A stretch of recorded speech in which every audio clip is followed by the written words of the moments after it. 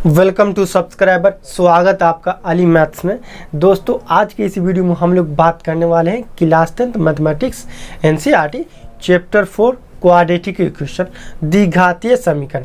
द्विघातीय समीकरण में एक्सरसाइज 4.2 प्रश्नावली 4.2 का क्वेश्चन नंबर 1 का दूसरा सॉल्व करने वाले। इससे पिछले की क्लास में क्वेश्चन नंबर 1 बनाया गया है और उससे पिछले के क्लास में प्रश्नावली 4.1 का सभी सवाल बनाया गया है, जो कि डिस्क्रिप्शन में लिंक है या ऊपर आई बटन लिंक है, आप जाके देख सकते हैं।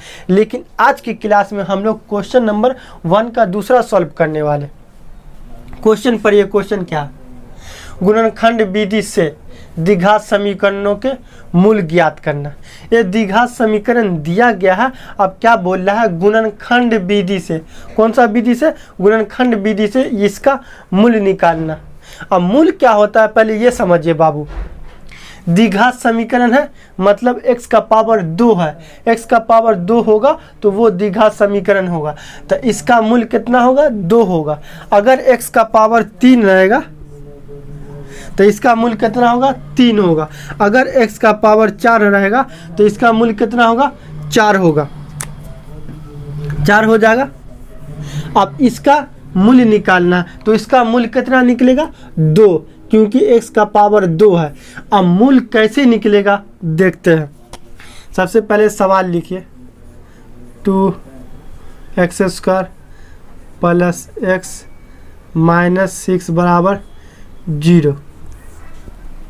मूल्य निकालने के लिए आपको 3 पॉइंट कम से कम याद होना चाहिए। कौन सा 3 पॉइंट? आइए देखते हैं। देखिए पहला x² का गुणांक क्या है? यहाँ पे 2। x² का गुणांक क्या है? 2 पहला। और लास्ट का जो है अचर पद। अचर पद ये दोनों का क्या करेंगे? गुना करेंगे। क्या करेंगे? गुना करेंगे। गुना करिए तो 2 गुने 6 बराबर 12। पहली बात, पहला x² का गुणांक 2 और उसको लास्ट वाले अचर पद से गुना करना, पहला पॉइंट। अब दूसरा पॉइंट क्या है? गुणनखंड करना। इसे गुणनखंड करना। अब गुणनखंड क्यों करेंगे? आपका क्वेश्चन बोल रहा बाबू कि गुणनखंड विधि से। क्या बोल रहा है? गुणनखंड विधि से x का मान निकालना है, मूल ज्ञात करना। तो इसीलिए इसको गुणनखंड करेंगे। तो 2 से गुणनखंड किए 6, फिर 2 से किए 3। क्या आया? 2 दूना 4, 2 दूना 4 और 3, 4 और 3। अब देखिए दूसरा पॉइंट तो बात याद आ गया कि इसको गुणनखंड करेंगे। और उसी में तीसरा पॉइंट, और गुणनखंड को इस तरह तोड़ेंगे। गुणनखंड को इस तरह तोड़ेंगे, इस तरह आप इसको तोड़िए। ये जो गुणनखंड आया उसको इस तरह तोड़ेंगे कि जोड़ने घटाने पे क्या होगा बाबू? जोड़ने घटाने पे मिडिल वाला टर्म, जोड़ने घटाने पे बीच वाला टर्म आए और गुना करने पे गुणनफल आ जाए। गुना करने पे गुणनफल आ जाए। देखिए 3 और 4 को गुना करेंगे, 4 गुने 3 गुना करेंगे तो 12। गुना करने पे गुणनफल, और 4 में से 3 घटाएंगे तो 1। तो जोड़ने घटाने पे बीच वाला टर्म आए और गुना करने पे गुणनफल आ जाए। तो आप 4x में से 3x घटाएंगे तो क्या आएगा? 1x। 4x माइनस 3x बराबर x। x बीच वाला टर्म आ गया। x बीच वाला टर्म। आइए इसे इस तरह लिखते हैं, 2x² और 4x माइनस 3x माइनस 6 बराबर 0। क्या किए हैं? याद रखिए x² के कांस्टेंट को लास्ट के कांस्टेंट से गुना किए हैं और गुणनखंड इस प्रकार लिखे हैं। गुणनखंड को इस प्रकार तोड़े हैं कि गुना करने पे गुणनफल आ जाए और जोड़ने घटाने पे बीच वाला टर्म आ जाए। ये बात समझ गए। अब तो आसान हो गया, सॉल्व हो गया।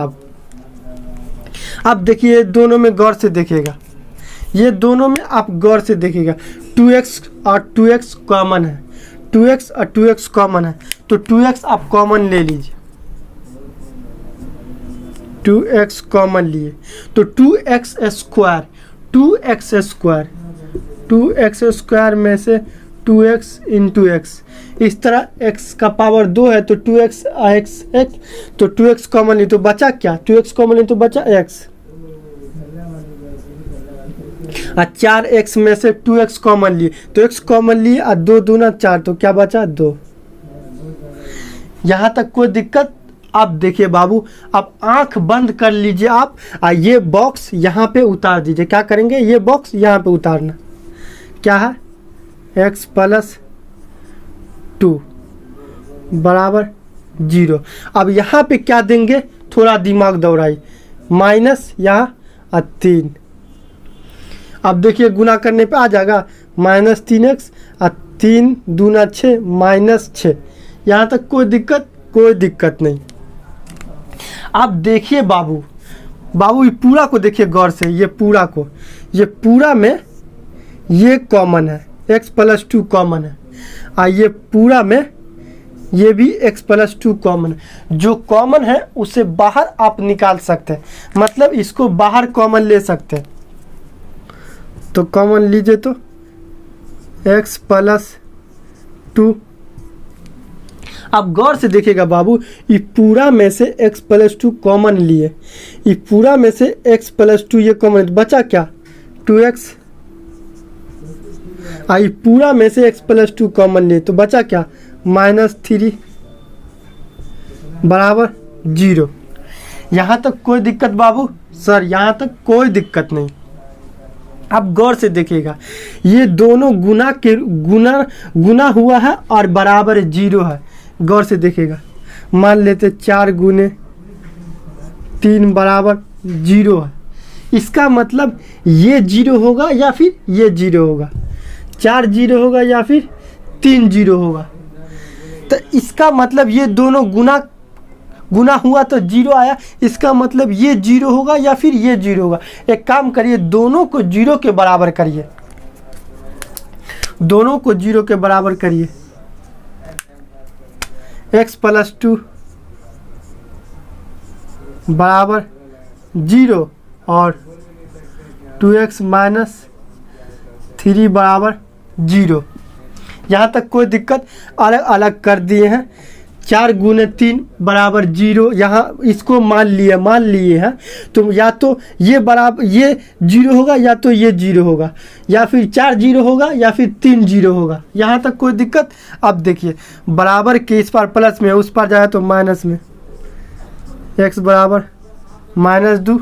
अब यहाँ देखिए 2x, ये 3 बराबर के इस पार माइनस में, उस पार गया तो प्लस में, और ये 2 जो है गुना के रूप में है, x के गुना के रूप में, तो उस पर जाएगा तो डिवाइड हो जाएगा। x बराबर 3/2, x बराबर -2।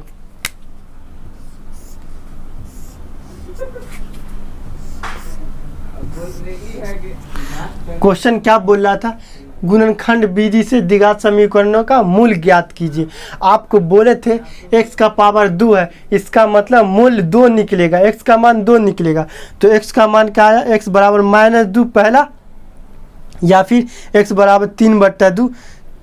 यही है, यही आपका आंसर होगा। क्या आएगा? यही आपका आंसर। अगर एग्ज़ाम में आ जाए तो आप सेम टू सेम ये आपको रफ करके बताएं, कि ताकि आपको समझ में आए।